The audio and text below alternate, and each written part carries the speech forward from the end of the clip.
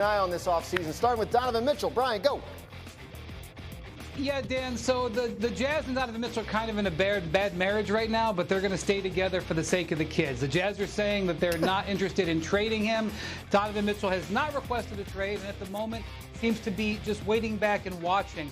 I'm not sure they both don't need therapy, but for the time being, Donovan Mitchell will stay off the market. We'll see if that changes as we get to training camp. Now, there is a forgotten man out there, and that's DeAndre Ayton. And this man, at some point, is going to get paid. And that could be by the end of this week. The Indiana Pacers are seriously considering giving him an offer sheet. They're also interested in negotiating a sign-and-trade with the Phoenix Suns for Ayton, potentially involving Miles Turner to be his replacement at center. But holding everything up is the Suns' negotiations for Kevin Durant, which are probably not going to end soon, and Ayton may have to move on and do his own deal. And as long as we're talking about Kevin Durant, we must bring up his partner, Kyrie Irving. Now, Irving absolutely wants to be a Los Angeles Laker. This we know. The Lakers want Kyrie Irving. This we know. But making that happen, that's a different story. We don't really get a good feel that there's any team seriously in the market for Kyrie right now beyond the Lakers. It doesn't mean they don't like him or value him. They just don't want to pay a potential price that the Nets are asking. So this is one of those things where we just have to wait and see. I doubt Kyrie will be back. I think he'll be on the Lakers, but I don't know when it'll happen. Right. So this is a little bit similar to what we were talking about last hour with Durant, right? And that everybody knows they got to move him, and therefore the market is cooled. So the Nets' threat will be, oh, we don't have to trade him. We can just keep him. Is that realistic? No.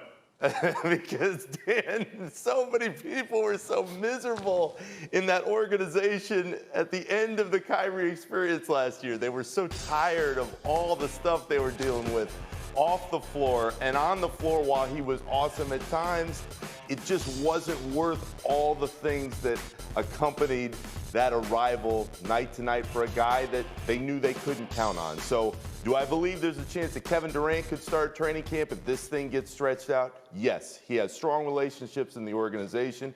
People know that he puts in the work no matter what. The same cannot be said for Kyrie. They respect the talent, but they don't like all the baggage that comes with it. All right, so that's one team we know he won't be playing for next year. Zach, how do you see this playing out with Kyrie Irving? Look, if I'm the Nets, I say, okay, Kyrie, nobody wants you other than the Lakers. Now, I think with time, that could change. I do think there are a couple teams who could dive in if they sense that nothing is happening with the Lakers. But if I'm the Nets fan, I'd say, nobody wants you. Lakers, you have LeBron James toward the very end of his career. You have to win right now. By the way, he's up for an extension in August. He hasn't signed anything yet or indicated that he's going to quite yet. You have LeBron and Anthony Davis. Guess what? That's not enough to win the championship. You know that. We know that. You need Kyrie Irving. We're going to sit back and wait for you to give us both first-round picks, 2027 and 2029. By the way, we don't want to hear anything about protections on those picks. We want them whole hog, unprotected. And Kyrie Irving, if you don't get traded to the Lakers, if they don't give us that stuff, you can sit at home just like you did for almost all of last season. We don't care. Wake us up when there's more options. So if I'm the Nets, I'm absolutely taking a super hard line because the Lakers know they can't win the title as presently constructed. And if it takes all season, it takes all season. I don't really care. That's my stance for now. So that's Zach's thoughts on how the Nets should approach this. Wendy, how should the Lakers be approaching this situation? Yeah, we have heard more in the last week about teams that have no interest in Kyrie Irving than teams that do have interest. There was some reports that maybe Philly, maybe Dallas, and those teams like very quickly pushed back on it. No, we don't want him. And so if you're the Lakers, I appreciate what Zach's negotiating point is. I love the whole hog draft pick. I think that should be part of the NBA lexicon out here in the Midwest. We like talking like that. But if you're the Lakers, you're saying, who are we bidding against? Why should we include those things? Who are we bidding against? Why should we unprotect the picks? Do you have another offer that would make us change our stance? And that's the position that the Lakers have taken. And frankly, I don't disagree with it. Now, the thing that could change all this, LeBron can begin contract extension talks in early August. If those talks don't go anywhere, that could be a third party here that changes the discussion. We're going to watch and wait for that.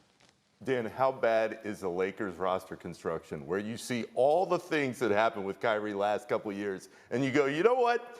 That's the guy who's going to save us. That's the guy who's going to make this all better. How bad could it be in LA that Kyrie Irving could be viewed as the savior for a team with LeBron James and Anthony Davis? Well, we've spent a lot of time on this show talking about how bad things were in LA this year. Zach, is he the answer for the Lakers? He's an answer. And look, to Brian's point, what I'm negotiating, what the Nets say, what the Lakers are negotiating against, if I'm the Brooklyn Nets, is my willingness to just keep Kyrie Irving all year, even if he doesn't play. That's what you're negotiating against. My team's in smithereens. My team's being blown to dust. Why do I care if Kyrie has to sit out the whole year? I want the whole hog picks. And Wendy hit the nail on the head with LeBron's I'm calling your extension bluff. being a big... That's fine. Call my bluff. I'm calling your bluff. You don't want him back. You don't want him back. You're not going to play him. Send him on the next flight. The most dangerous man in the NBA negotiating table is the one with nothing to lose, and I've got nothing to lose right now if I'm Sean Marks. I've already lost everything. My team is about to be blown to smithereens. But look, I like some of what the Lakers did in the offseason. They went younger with Lonnie Walker, Juan Toscano Anderson, Troy Brown Jr., Damian Jones, Thomas Bryant. They went younger. Kyrie would be a great fit, but going younger is cool. The Clippers, the Nuggets, the Warriors, the Wolves, like those are really, really good teams. And LeBron, AD, Russ, and this supporting cast isn't good enough. LeBron, AD, Kyrie in this supporting cast, I've got at least a puncher's chance and probably more. So the Lakers need to have some urgency here. At least if I'm Brooklyn and Sean Marks, you got to approach me with some urgency because you can't win now, but with Kyrie, you got a shot. Wendy, you agree? Does he make the Lakers a contender? I'll tell you who agrees. LeBron James agrees. And in the end, that may be the only thing that matters. We'll see. Yeah, and you mentioned that pressure point that could be coming involving LeBron James contract talks. He could be the guy that puts the pressure on the Lakers, right, to get something like this done? He almost always is that guy. And he knows Kyrie. He's got the ego to handle, to think he can get Kyrie back on track. But I have news for LeBron. Good luck to you on that front. We'll obviously keep an eye on this situation. But meanwhile, on planet Earth, P.J. Tucker recently signed with the 76ers, posted a thank you to the Heat fans and organization on his way out the door. Jimmy Butler, his now former teammate, didn't take it well. We can't tell you exactly what Butler said, but, something you and Joel Embiid, yeah, I brought him into this. Shrug emoji. Guys, this is Jimmy's love language, Dan. This is how Jimmy communicates his love. He really enjoyed playing with P.J. Tucker. He really wanted him back. He really